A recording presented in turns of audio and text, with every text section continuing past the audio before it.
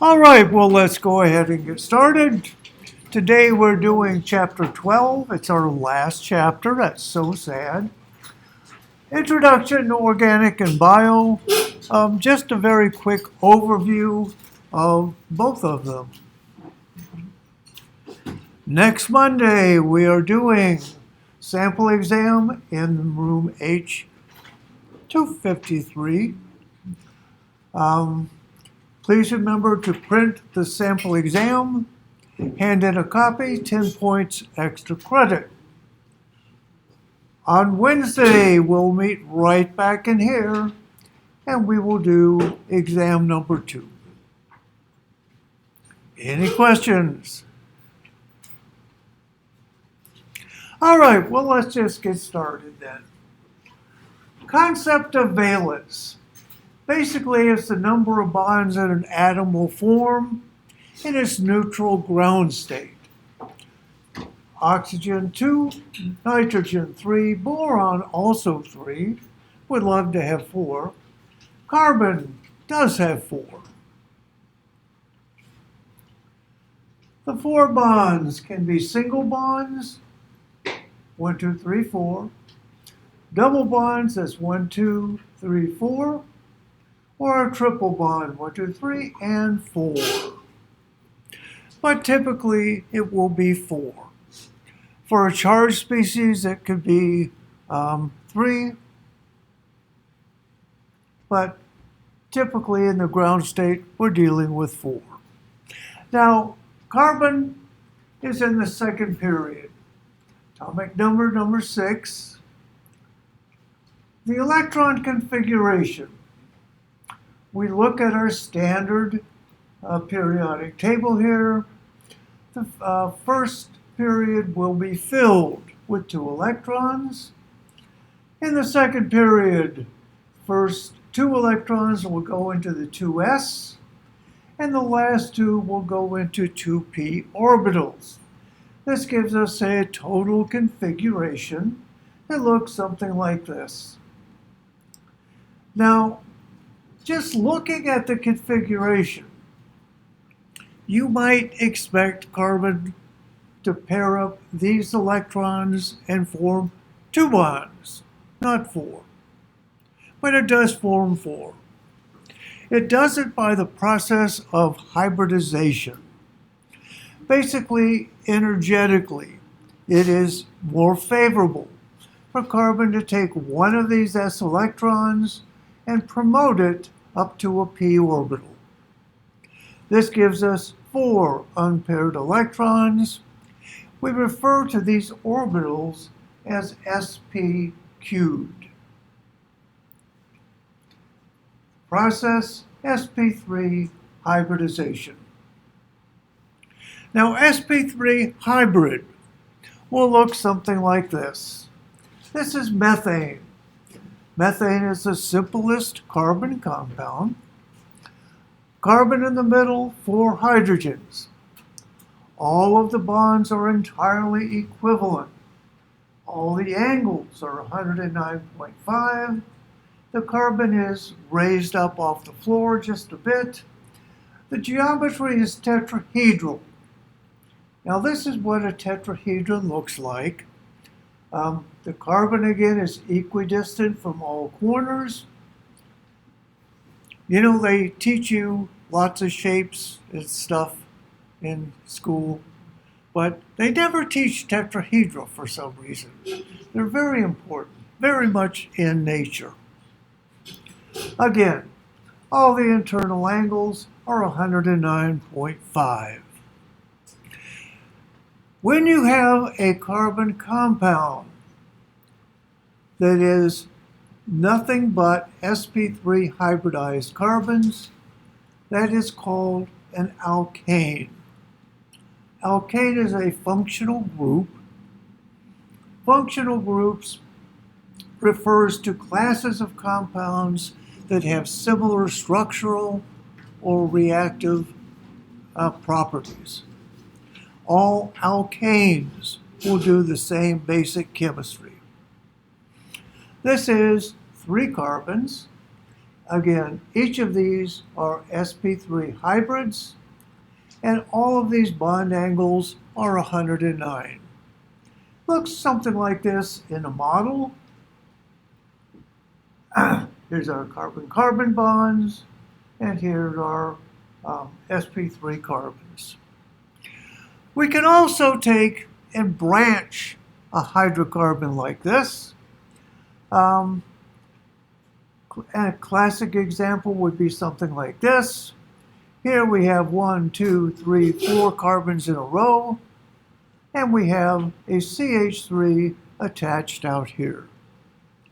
As a model, this looks something like this.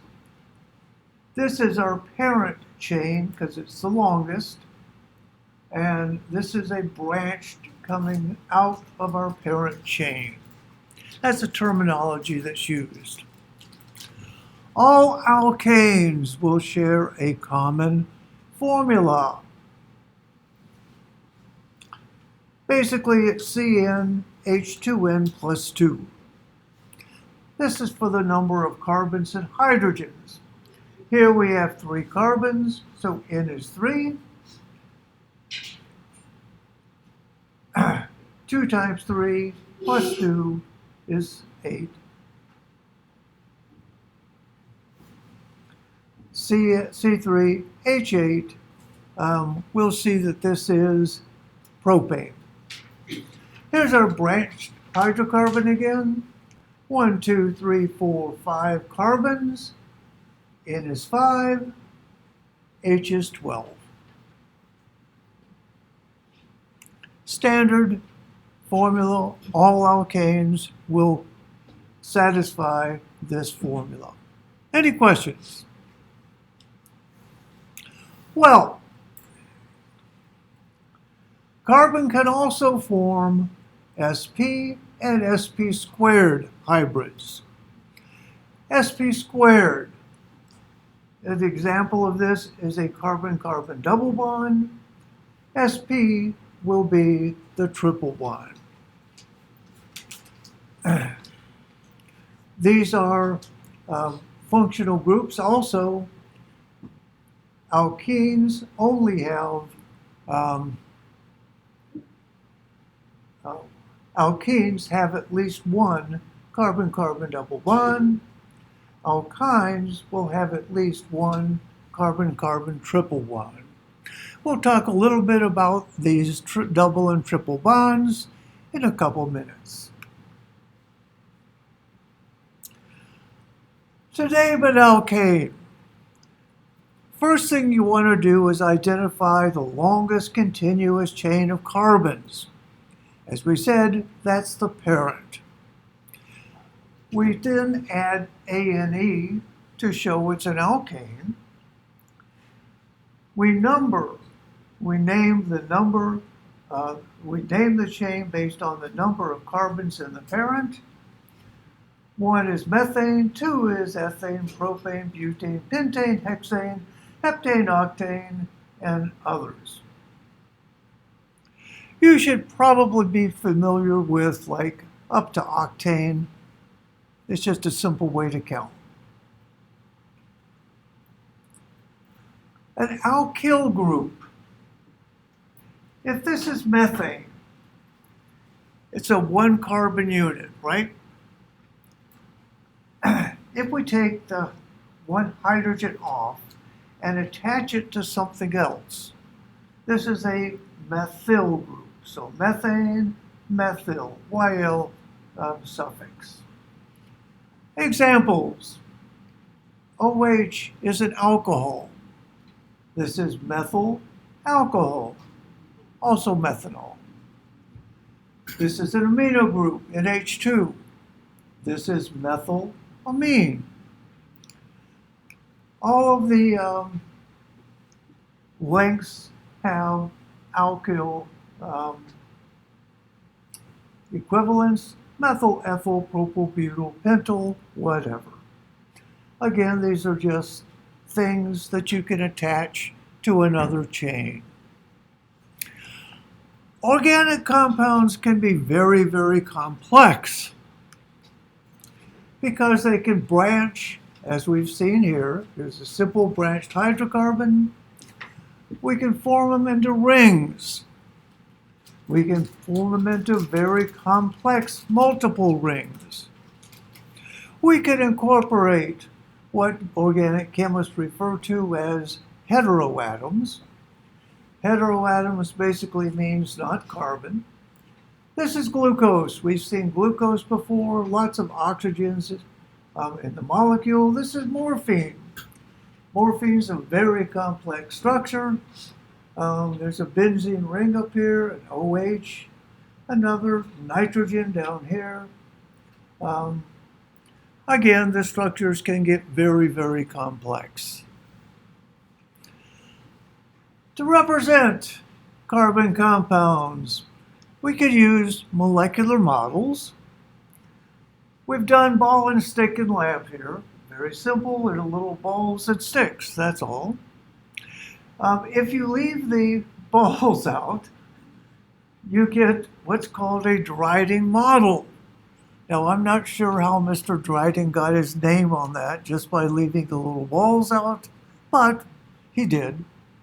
This is a space-filling model. This gives you a good idea of what the thing really looks like. All of these are on the same scale. Unfortunately, you can't tell very much about the bonding in a space filling. The Dryden or the ball and stick are much more useful for that. When we describe an organic compound, this is C4 with H10, 2N plus 2. Molecular formula really doesn't tell you much because organic chemistry is so heavily focused on structure, three-dimensional structures. This is called a condensed structure. When we read this, we assume that this carbon is connected to this one, and again to this one. Stringing them along. If you have a side chain coming out, you stick it here in parentheses. So you have an idea of what the side chain is. We could also use the Kekulé structure. Kekulé was an organic chemist, notable for his explanation of benzene. We'll see benzene in a little bit. He also liked to write everything out. The problem with this is a real pain in the butt to do. What most modern chemists do is what's referred to simply as a line drawing, also a structural drawing. The rules here. Anytime you have a vertex like this, that represents a CH2. When you have a line heading out into space and stopping, that is a methyl group, CH3. So this is methyl, CH2, CH2, CH3. Now, line drawings are very convenient. You can do them very quickly. Some people have difficulty seeing exactly what they stand for. So sometimes in textbooks, you will see this modified a touch. Instead of just having sticks, quite often the terminal carbons, methyl groups, will be put on. People complain about this one because it looks like this carbon is bonded to a hydrogen. Of course it's not, so they take it and turn it around. Write this backwards so clearly the carbons are all connected. You will see all of these in various formats mixed together. So just get used to it. Any questions? Let's just take a simple line drawing like this. I said that organic chemistry is very much into the geometry of the structures. This doesn't show any geometry, unfortunately, But if you take and you turn this a little bit towards you, you get what's called a sawhorse projection. This shows all of the things that are bonded to the carbons, but doesn't show the carbons. Again, this is our front carbon, and this is our back carbon. You can take and twist it all the way, so you're looking straight down the bond here. When you do that, you get what's called a Newman projection. This is our front carbon, and here's the back. The process to make a Newman looks something like this. This is a Dryden model. If you take and you turn this, so this is coming towards you, first you get a sawhorse, and finally you get the Newman. In the Newman, you make the back atom, this guy, you make it big, so you can tell what's bonded to whom. We're going to use line drawings whenever you represent a structure. And on exam number 2, I will typically ask you to draw a structure. So let's just practice a little bit to make sure you can. This is a condensed structure, right? We want to convert this to a line drawing. Step 1 is to identify the number of carbons in the main chain. You can do that. This is carbon 1, 2. This represents things that are attached to carbon 2. Another carbon, another carbon, another carbon. Basically, our numbering would look like this. Step 1, you're going to draw a zigzag with roughly 109-degree angles. That's going to be 5 carbons long. So your zigzag would look something like this.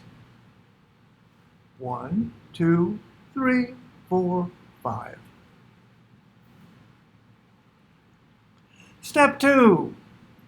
In carbon number 2, we have 2 methyl groups sticking out. We will simply show these as lines coming out of this. 1, 2. And that is the compound. Can you repeat that? Can you repeat the last part? I'm sorry? Can you repeat the last part of what you just said with the line? What I said was, Yes. That's the compound. All right, before. Oh, I don't remember. Okay. 1, 2, 3, 4, 5. When people mess up a line drawing, one way they do it is they will put too many zigs and zags. Make sure you count from end to end. On carbon 2, we have 2 methyl groups. This is a ring. It's actually called cyclohexane.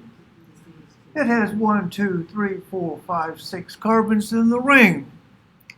Now there are 2 ways you could represent this. One that is closer to real life, and that is simply to trace from carbon to carbon all the way around and getting something like this. This is called chair cyclohexane because some people look at this and think it looks like a little lawn chair or something. There's also boat, but this is chair cyclohexane. Or if you don't like drawing the little chairs with all the ups and downs, a perfect hexagon will work. In organic chemistry, artwork counts. It really does. So when you draw structures, draw them very carefully. This is the Newman projection. First thing we have to do is figure out how many carbons we have in our main chain. If we start up top here, that would be carbon 1, 2, 3 is in front, 4 is back, 5, and 6. So we draw 6 little zigzags. 1, 2, 3, 4, 5, 6. Now on carbon number 3, which is in front, we have a methyl group. Carbon number 4 is the big circle in the back, and there's also another methyl group. So on carbons 3 and 4, we need to put simple lines to represent the 2 methyl groups. Any questions?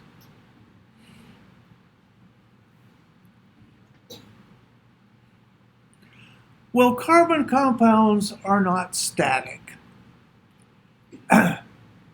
Anything that has single bonds is going to be rotating around those bonds roughly 1,000,000 times a second. If we started off with this line drawing, this 2-carbon unit can rotate and does rotate very, very rapidly. So does this one, so does this one. If we stop it and take a picture, this is what we would get. Now, this and this are exactly the same molecule. Exactly the same. We call them conformational isomers. They cannot be separated simply because they are rotating so very, very rapidly.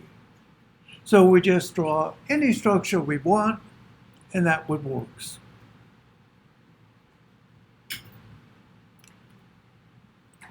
Again, rotation about 1,000,000 times a second. They cannot be separated, and they're regarded as being identical. Any questions? This is a little movie I made to take a 5-carbon molecule and without doing rotational stuff, just give an idea of how dynamic it is.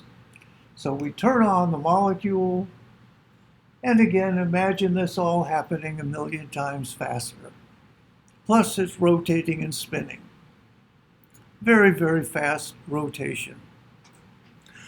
That means when you're going to go draw a molecule, something like this, you can draw it in various conformations. Here's our main chain in this one.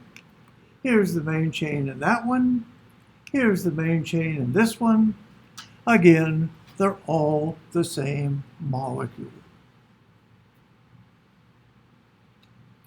All right, we're going to do a little bit of nomenclature here. We're going to name alkanes. There are a very simple set of rules. The rules are from the International Union of Pure and Applied Chemistry, IUPAC.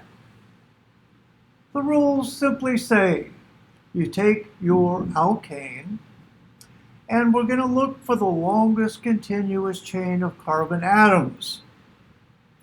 So, on our first one here, going horizontal, we have 1, 2, 3, 4, 5. But if we started up here, we would have 1, 2, 3, 4, 5, 6. 6 is bigger than 5. Over here, 1, 2, 3, 4, 5, 6. Again, if we start up here, we would have 1, 2, 3, 4, 5, 6, 7. That's the parent chain. So step 1, you just identify what you're working with. Because this has 1, 2, 3, 4, 5, 6 carbons, it would be a hexane. This has 7, it would be a heptane, HEP. All right. Now you look at your compound with the main chain picked out, and look at the things that are attached to the main chain. Carbon number 1 is going to be the carbon that's closest to the first substituent. So here we have 1, 2, 3, 4, 5, 6, 7. If we started up here, we would have 1, 2, 3, 4, 5, 6, 7. So they're both 7. Let's just take the horizontal one. Okay. If this was carbon 1, our first substituent, which would be a methyl group, would be in carbon 2. If we let that be carbon 1, we wouldn't get a substituent until 2, 3, 4. So this is carbon 1. 7 in a row, that makes it a heptane. Now to name this thing, we are going to write them as alkyl radicals. We are going to have a name that is a single word with commas and dashes in it. And, well, let's just look at it and do it. First of all, here in carbon number 2, we have a methyl group. Over here in carbon 4, we have a side chain with 1, 2, 3 carbons. That's a propyl group. Overall, it's 7 carbons, so it's a heptane. Now we put the words together this way, alphabetically. Methyl comes in front of propyl, so we would start off with 2-methyl. Then we will put in our propyl group. We'll put a dash to separate it, and it will be a 4-propyl. Finally, we will show that it's a heptane by just continuing with the word heptane. 2-methyl 4-propyl heptane.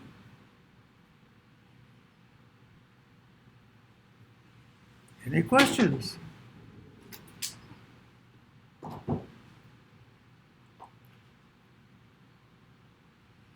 If you have more than a single substituent, you're going to use multipliers, di, tri, tetra, whatever, to say how many.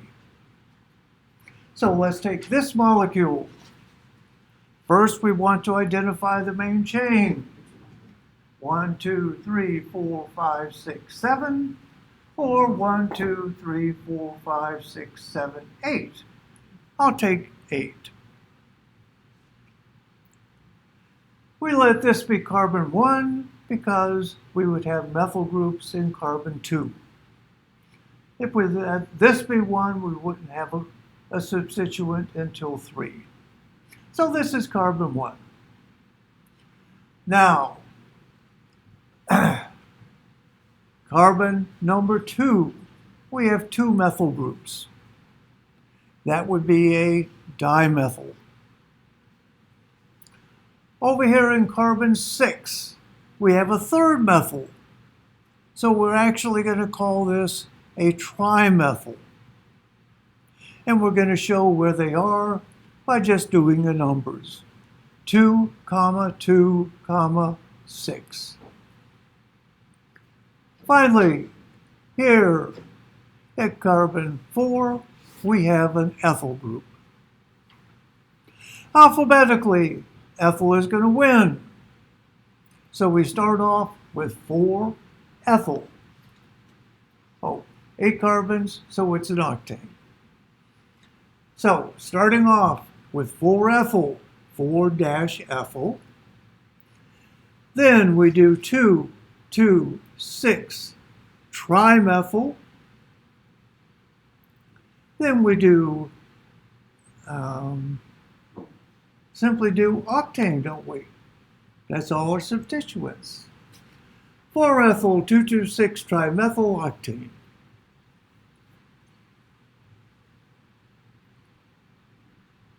Any questions? if this was a chlorine,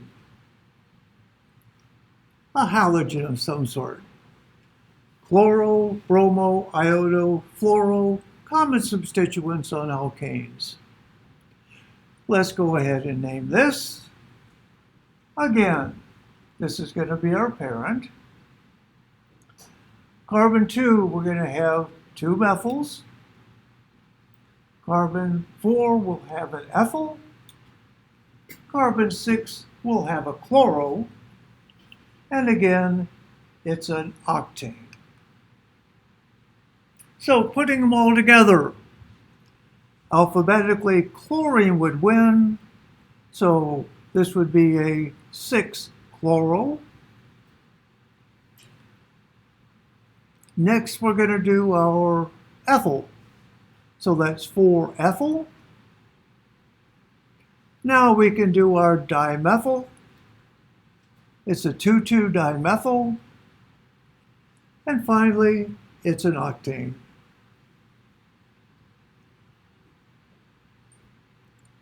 Now, I assure you, on your exam, you will have nothing like this. On your exam, it will look more like one of these guys. So let's just make sure we can name the simple ones. First step, find your main chain. Well, 1, 2, 3, 4, 5. Figure out which one is carbon 1. So we have a methyl substituent here. For 1, 2, 3. 1, 2, 3. It's in the middle. So it doesn't matter. We'll just let 1 be number 1. 1, 2, 3, 4, 5 is a pentane. We have a pentane with a methyl group in carbon number 3. 3-methyl pentane.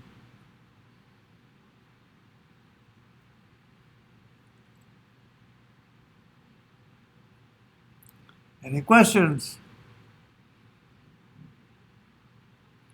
Let's do the next. Longest chain, 1, 2, 3, 4. Doesn't matter which methyl you choose because they're all equivalent, aren't they? So let's just let one of them be number 1. 1, 2, 3, 4.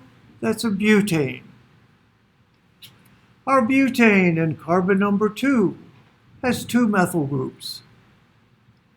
So this would be a 2, 2 dash dimethyl butane.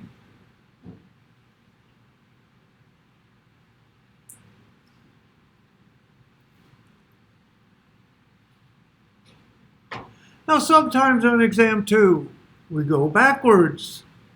So let's do backwards. Backwards is actually simpler. You start off by looking at the last group, butane. Butane is 4. 4 carbons.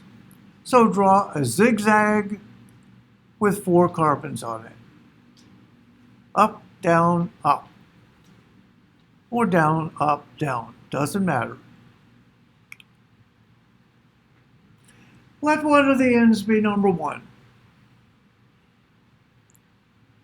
Now, on our butane, in carbon 2, we will have 2 methyl groups. In carbon 3, we will have a 3rd methyl group. Simply show those as little lines. And there we are. See, that is simple. Let's do this guy. 3-ethyl 2,2-dimethyl hexane. Hexane is 6. Okay, start off with a 6-carbon zigzag. Try it. Make sure you can do it and get the right number. Should look like this. 1, 2, 3, 4, 5, 6. All right. In carbon number 2, we're going to have 2 methyl groups. They're going to be just little lines, right? In carbon number 3, so out here, we're going to have an ethyl group. That's 2 carbons. So 2 little lines here and a line going up and out here. Something like this.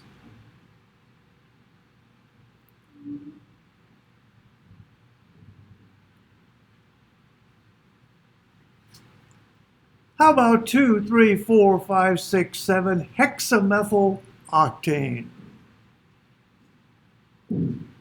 Start off by drawing your zigzag with 8 carbons. Something like that.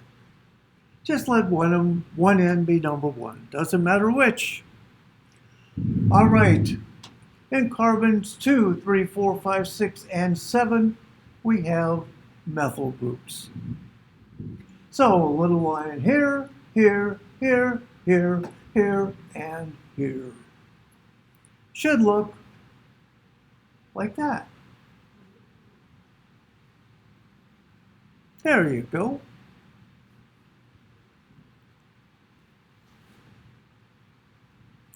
Again, whichever nomenclature problem you have on your exam, it will be fairly straightforward. Drawing structures equivalent to the last slide. Drawing structures from names equivalent to some of these. Got it? All right, let's return to hybridization and talk about sp and sp squared carbons. Again, this is the functional group alkene. Anything that's an alkene will have a carbon-carbon double bond. Whenever you have a carbon-carbon double bond in a molecule, it will follow a set of standard reactions. So regardless what else is attached, a certain sets of standard reactions will always occur. That's what a functional group means. Ethyne, our triple bond, is an alkyne. Now, this is an sp squared hybrid. That is, these bonding orbitals are put together from one s and 2 p orbitals. So something like this guy. Here's our s, and we have 2 p's. We have 3 orbitals. We can make 3 bonds. 3 bonds on each carbon. So the simplest way to make 3 bonds is to make them planar with 120-degree angles. Okay. This is a single bond though, right? We need a double bond. Where does the double bond come? Well, remember we've used 1 s and 2 p's. There's still a p orbital left. There'll be a p orbital on each of these carbons. So let's take and put it on there. Let's put one here, one here. We look like this.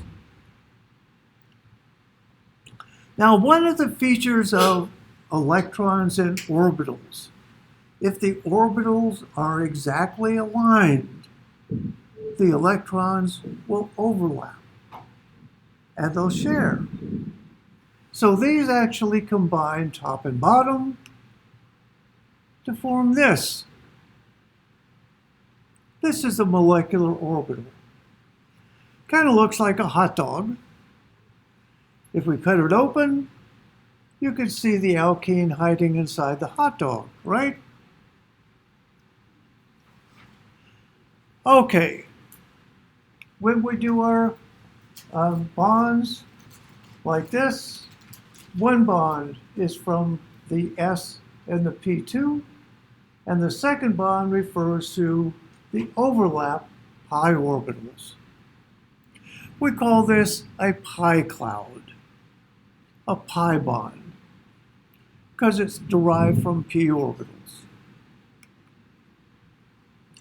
If we look at the electrostatic potential, you can see this is where the orbitals are, lots and lots of electrons.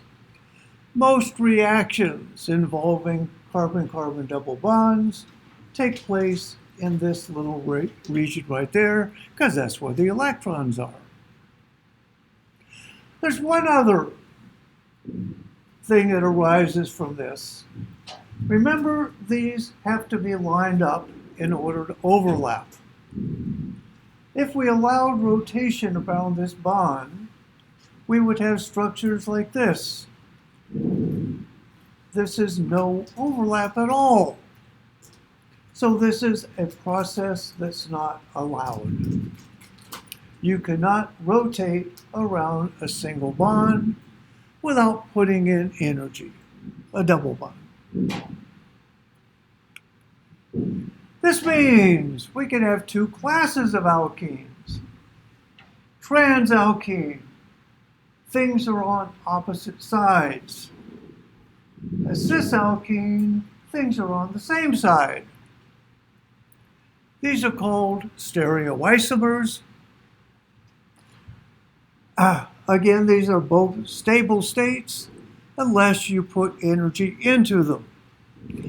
Trans is more stable because these methyls don't bump into each other. This is less stable, and if you heat this up, it will go to trans.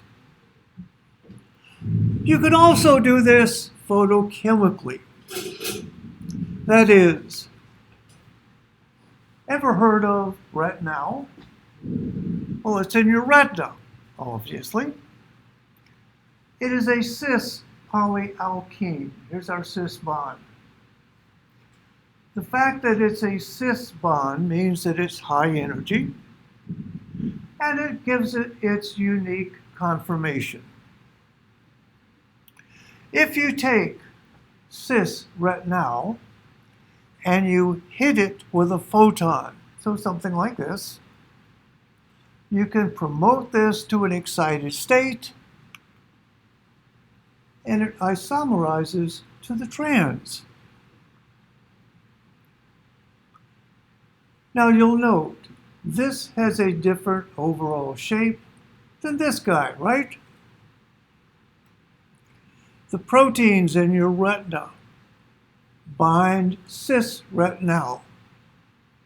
When light strikes it, it goes to trans retinal, and the protein translates that into a nerve impulse, goes to your brain and says, "By George, I just saw a photon." That's the chemistry of vision. Simple cis-trans isomerization.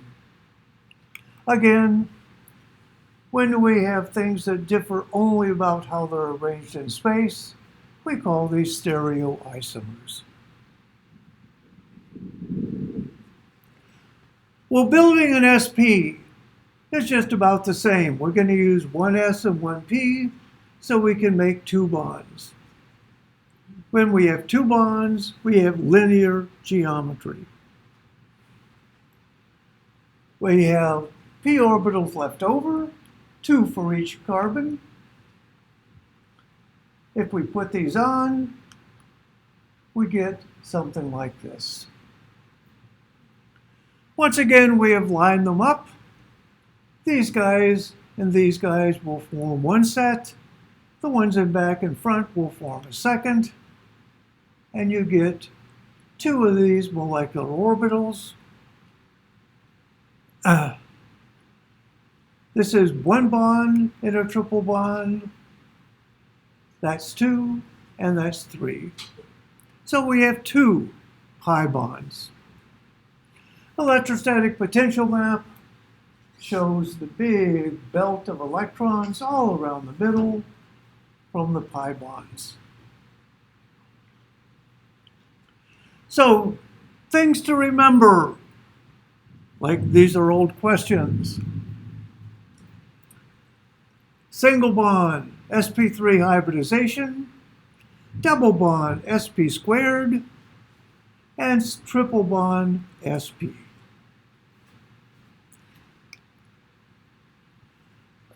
This is an example of an alkane. This is an alkene, and this is an alkyne. Any questions? Those are the functional groups. Well, speaking of functional groups, this is an example of an alkene. This has an OH group. It's an alcohol. This has an oxygen in between carbons. It's called an ether. Functional groups share common reactivity. For example, if we have just really any alkene whatsoever, we can react it with bromine. When you react it with bromine, you always get a 1,2 dibromide, and the bromines are always on opposite sides of the molecule. Now this has to do the fact that they're on opposite sides with the mechanism. This is one of the fun things you can do in organic chemistry, is study mechanisms. Here's an alkene, cyclopentene. Here's our double bond. This is bromine. If we're going to add bromine to it, the big cloud of electrons here will attack Br2. This will leave as Br minus, and we will make this thing. We take one of the bromines, we're bridging these carbons with it, called a bromonium ion. Bromonium ions are big. Bromine's a big atom, big space. Well, we have a Br minus we kicked out here that would very much like to react with this, but the Br plus has taken up the whole front of the molecule. So what happens? Our Br minus attacks from the backside. When that happens, we get bromines on opposite faces of the molecule. That's an organic mechanism.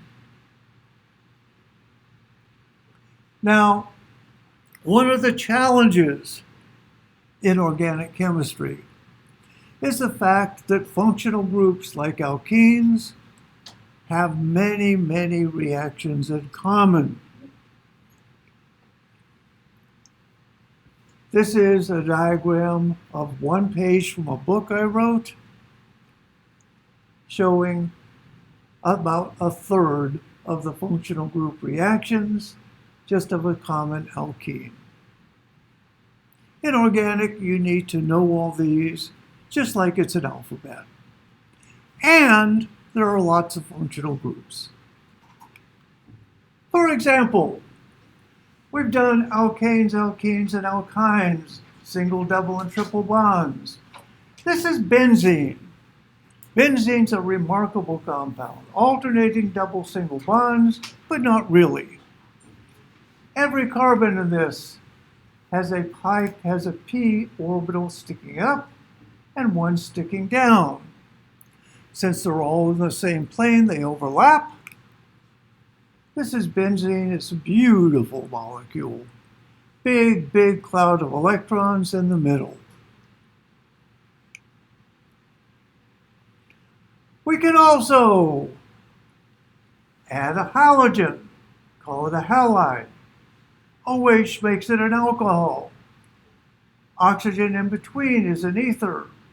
Remember this guy, if we put an NH2 on a carbon, it's called an amine. This is cyanide. Attach this to a carbon, we get a nitrile. Nitro group, thiols and sulfides. Thiols stink. They really stink. The essence of skunk is a collection of these three thiols. Sulfides stink too, but not as bad as sulfides.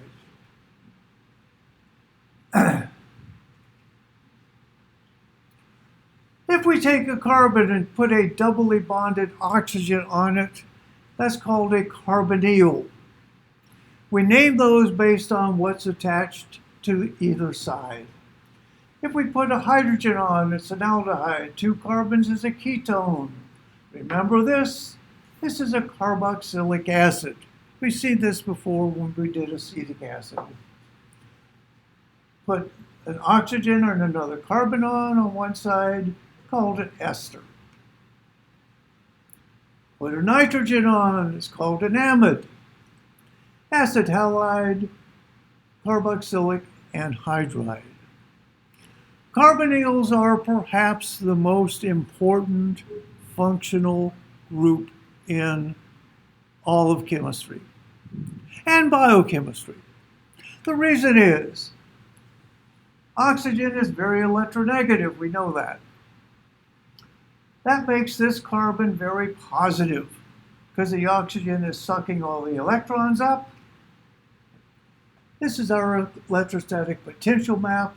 Again, lots of electrons, not many electrons.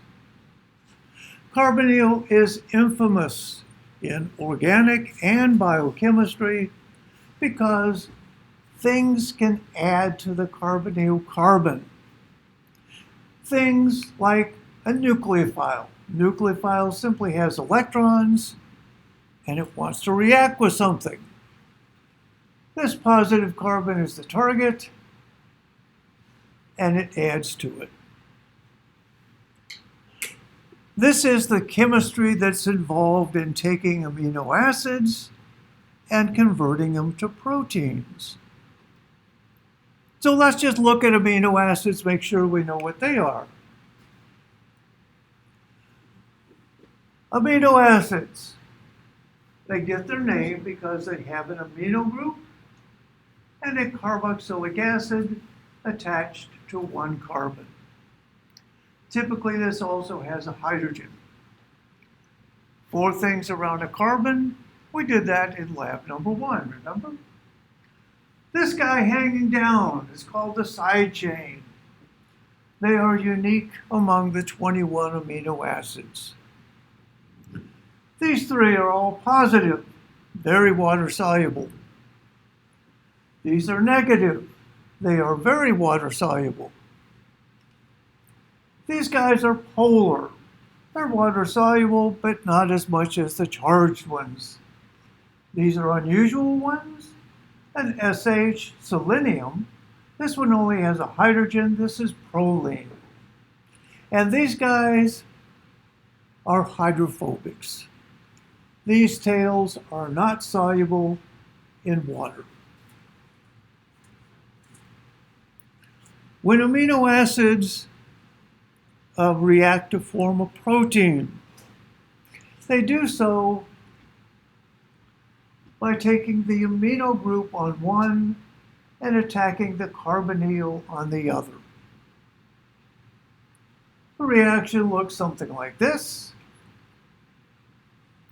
The nitrogen will attack and bind, making an amide. We can continue this process.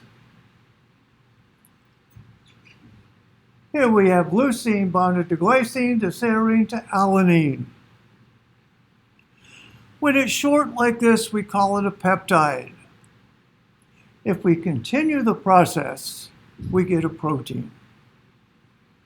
Now in a protein and in a peptide, the sequence here is absolutely specific for the given amino acids.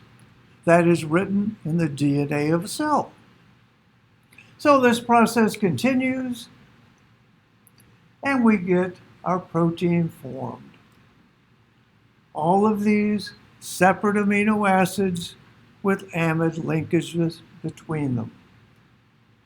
This is called the primary sequence, and again, it is dictated by DNA. Because the side chains here have differing water solubility, all the ones that are hydrophobic, that don't dissolve in water, will clump together. The ones that are soluble in water will tend to go to the outside, and we get a protein that can look like this. This is just the backbone shown in this drawing. You'll note these are called alpha helices. That purple one is a beta helix. That's a beta sheet, it's called. This is the enzyme lysozyme. See this space up here is coming around, right in here. That's its mouth. It's an enzyme. It cleaves chains of N-acetyl glucose. Anyway, very specific folding, again driven by the hydrophobic amino acids. This is what it looks like as a space-filling model. Can't see the mouth quite as good, but here it is right in here. And again, the chain of polysaccharides binds in here. The side chains catalyze the cleavage. So DNA dictates the sequence. RNA actually carries the amino acids, binds to DNA, and then facilitates putting it all together. RNA and DNA differ. This is ribose, this is deoxyribose. That's the real difference. Ribose, we have an OH group here at carbon number 2, and deoxyribose, that's replaced by a hydrogen. In DNA,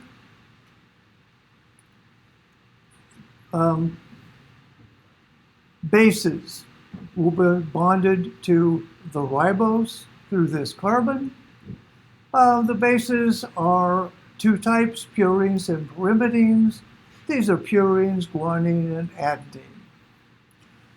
The OH that's sticking up in DNA and RNA is bonded to a phosphate. Phosphate is charged. We have a polyphosphate link on both of these. These are the purines. These are the pyrimidines, one ring versus two. Purines and pyrimidines can pair up by hydrogen bonding. There's an NH in a carbonyl, NH in a nitrogen, NH carbonyl. This pairing is how guanine and cytosine recognize each other in DNA. Putting it all together, you get something like this. Here's our polyphosphate outside. Here's our groups, AT pairs, GC pairs, all hydrogen bonded together. Making us a little more dynamic. Here you can see the polyphosphates, see the bases bonded to each other. If we make this a 3D model, now you can see the polyphosphates, how nicely charged they are, but you can't see the bases in the middle. The compromise is this. Again, you can see the polyphosphates, and now you can see how the bases pair up. Any questions? Well, in our run through biochemistry here, we have talked about proteins. We have talked about DNA. Let's do fat. Fatty acids. Free fatty acids, long alkane chain, usually has a double bond. It's always cis. If this was trans, it would be called trans fat. That's bad stuff, because your body can't digest it. But a cis works nicely. When we speak of fat, typically, we're speaking of triglycerides. Triglycerides have long chains, they can have double bonds. There's no charged groups here, though. It's just a big glob of water-insoluble fat. A very important version of this, though, has two chains. This is a phospholipid. These are very water-insoluble. They can have double bonds. This is a very highly charged head. We have a phosphate that's negative and an ammonium group that's positive. Very water-soluble, not water-soluble at all. These are important because they tend to aggregate with their nonpolar tails together, and they form membranes. The membranes totally surround cells. Within this bilayer, you can embed proteins. As you note, this is, well, designed to show it's being somewhat fluid. The fluidity of the membrane can be controlled with everybody's least favorite molecule, cholesterol. This is like a paddle, if you will. Got a handle, got a big flat spot here. It embeds in the membrane and addresses the fluidity problem. It's essential. Every membrane in your body is loaded with cholesterol. Your liver makes cholesterol like mad. Cholesterol, unfortunately, is also associated with arterial sclerosis. We get little fat deposits on the inside of perfectly good arteries. If you analyze this, it has a huge concentration of cholesterol bonded to protein. Well, in the 50s, we had a president, Dwight Eisenhower. Everybody liked Ike. Sadly, he's had a heart attack while he was in office. They rushed him to the hospital. Now, they didn't do much open heart surgery in those days at all. But they took biopsies and concluded that his arteries were, quote, clogged with fat. Cholesterol was very high. They put him on a diet. They said, you're eating too much cholesterol. He loved his steak and eggs. No fat, nothing with cholesterol. Well, he hated the diet, died anyway. But the effect was the FDA proclaimed that everybody, if you didn't want to die, should eat nothing but a low-fat diet. Specifically low-fat, high-carbohydrate. The government said to do it, so we all did. Right? This is what we looked like before. And then suddenly, this happened. We all started getting fat. That's because nobody at the time understood anything about real metabolism. Metabolism is very, very complicated. If you hear nothing else that I say today, I will just say this. If somebody tells you they understand human metabolism, they are lying to you. That includes me. I will not say that. It is very, very complicated. But in a nutshell, you eat stuff that is converted eventually to acetyl-CoA. So you break these things down, you wind up with these 2 carbon chunks. This is the acetyl group. This is the carrier. called CoA. This is reused and it shuffles 2 carbon units in and out of mitochondria. This is how we get energy.